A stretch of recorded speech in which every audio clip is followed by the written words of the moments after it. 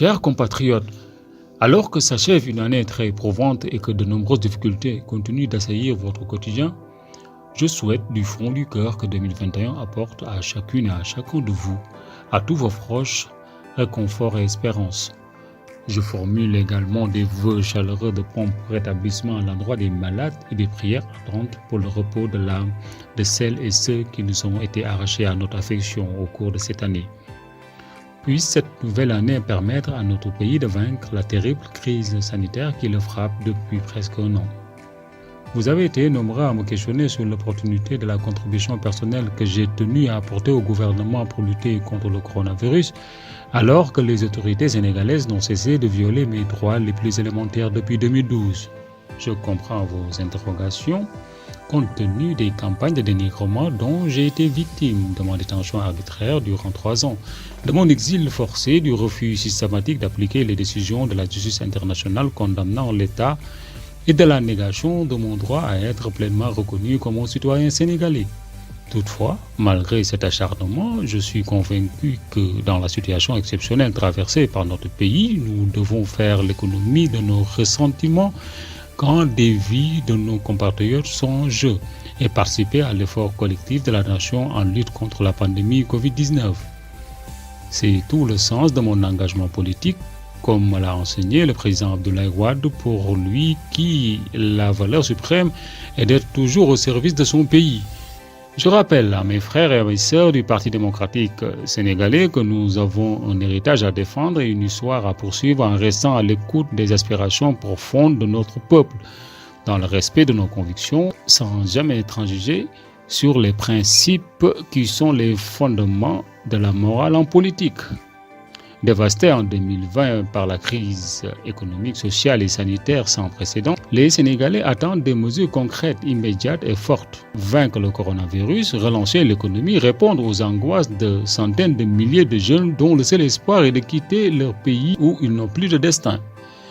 Comme toujours, le chef de l'État Macky Sall a déçu les attentes des Sénégalais. Il n'a même pas été capable de respecter ses promesses sur une gestion sobre et vertueuse.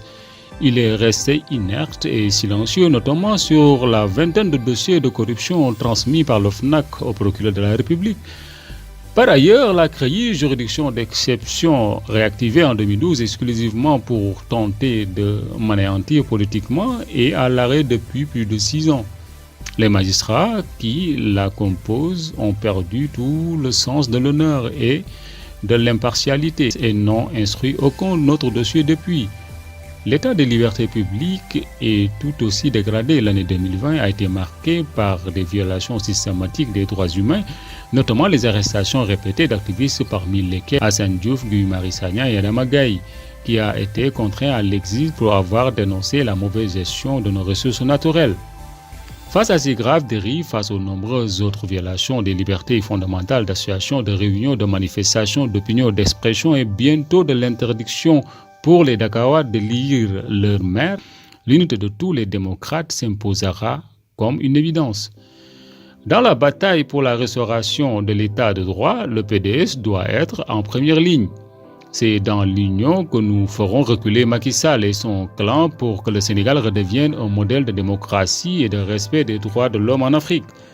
En 2021, la priorité pour le PDS sera de renforcer son socle électoral, de renouveler démocratiquement ses instances et de bâtir un programme audacieux démontrant que nous sommes la seule alternative sérieuse et crédible à la politique désastreuse du régime. La nouvelle année marquera, j'en suis convaincu, une étape décisive dans la reconquête du pouvoir. Je rappelle au gouvernement que la démocratie exige le respect du calendrier électoral, un fichier électoral consensuel et l'exercice du droit de vote sans restriction et sans discrimination. À toutes celles, à tous ceux qui veulent un autre Sénégal démocratique, ambitieux et panafricaniste, je tiens à dire que notre unité et notre détermination permettront dès les législatives de 2022 de progresser dans la reconstruction d'un Sénégal réconcilié avec lui-même, garantissant la démocratie, les libertés publiques et l'indépendance de la justice et ouvrant à notre jeunesse de nouvelles raisons de croire à leur pays et de le servir sans enthousiasme et vigueur. Je ne saurais terminer sans adresser mes plus vifs remerciements à mes chers frères et sœurs militants responsables et sympathisants du PDS, aux responsables des mouvements de soutien pour leurs engagements et fidélité sans faille à notre parti. Je salue la mobilisation et la discipline dont vous avez fait montre pour mener à bien les objectifs assignés par notre secrétaire général national, Maître Abdoulaye Wade. Meilleurs vœux de unité à tous, bonne et heureuse année 2021, vive le Sénégal, vive l'Afrique. Chers compatriotes, alors que s'achève une année très éprouvante et que de nombreuses difficultés continuent d'assaillir votre quotidien, je souhaite du fond du cœur que 2021 apporte à chacune et à chacun de vous, à tous vos proches, réconfort et espérance. Je formule également des vœux chaleureux de prompt rétablissement à l'endroit des malades et des prières ardentes pour le repos de l'âme de celles et ceux qui nous ont été arrachés à notre affection au cours de cette année.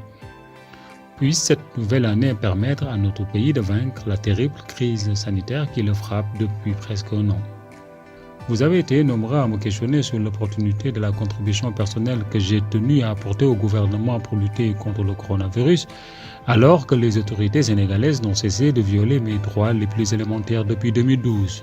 Je comprends vos interrogations, compte tenu des campagnes de dénigrement dont j'ai été victime, de ma détention arbitraire durant 3 ans, de mon exil forcé, du refus systématique d'appliquer les décisions de la justice internationale condamnant l'État et de la négation de mon droit à être pleinement reconnu comme un citoyen sénégalais.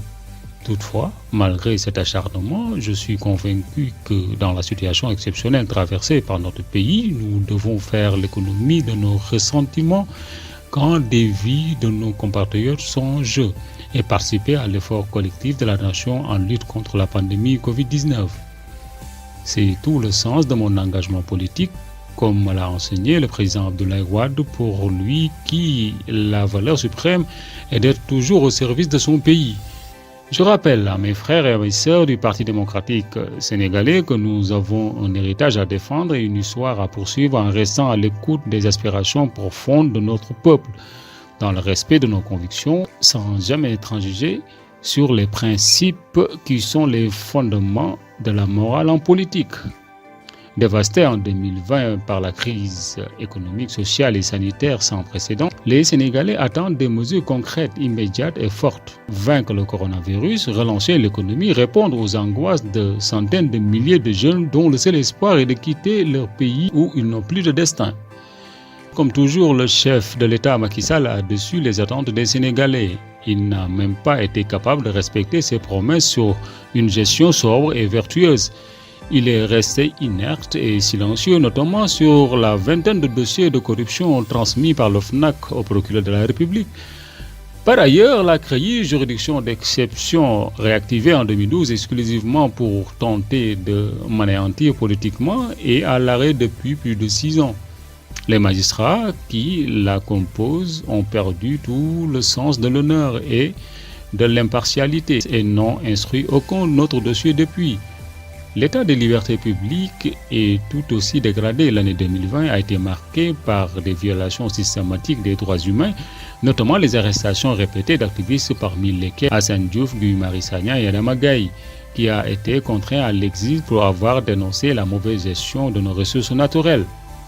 Face à ces graves dérives, face aux nombreuses autres violations des libertés fondamentales d'association, de réunion, de manifestation, d'opinion, d'expression et bientôt de l'interdiction pour les Dakarois de lire leur mère, l'unité de tous les démocrates s'imposera comme une évidence. Dans la bataille pour la restauration de l'état de droit, le PDS doit être en première ligne. C'est dans l'union que nous ferons reculer Macky Sall et son clan pour que le Sénégal redevienne un modèle de démocratie et de respect des droits de l'homme en Afrique. En 2021, la priorité pour le PDS sera de renforcer son socle électoral, de renouveler démocratiquement ses instances et de bâtir un programme audacieux démontrant que nous sommes la seule alternative sérieuse et crédible à la politique désastreuse du régime. La nouvelle année marquera, j'en suis convaincu, une étape décisive dans la reconquête du pouvoir. Je rappelle au gouvernement que la démocratie exige le respect du calendrier électoral, un fichier électoral consensuel et l'exercice du droit de vote sans restriction et sans discrimination. À toutes celles, à tous ceux qui veulent un autre Sénégal démocratique, ambitieux et panafricaniste, je tiens à dire que notre unité et notre détermination permettront dès les législatives de 2022 de progresser dans la reconstruction d'un Sénégal réconcilié avec lui-même. garantissant la démocratie, les libertés publiques et l'indépendance de la justice et ouvrant à notre jeunesse de nouvelles raisons de croire à leur pays et de le servir sans enthousiasme et vigueur, je ne saurais terminer sans adresser mes plus vifs remerciements à mes chers frères et sœurs militants responsables et sympathisants du PDS, aux responsables des mouvements de soutien pour leurs engagements et fidélité sans faille à notre parti. Je salue la mobilisation et la discipline dont vous avez fait montre pour mener à bien les objectifs assignés par notre secrétaire général national, Maître Abdoulaye Wade. Meilleurs vœux de unité à tous, bonne et heureuse année 2021, vive le Sénégal, vive l'Afrique.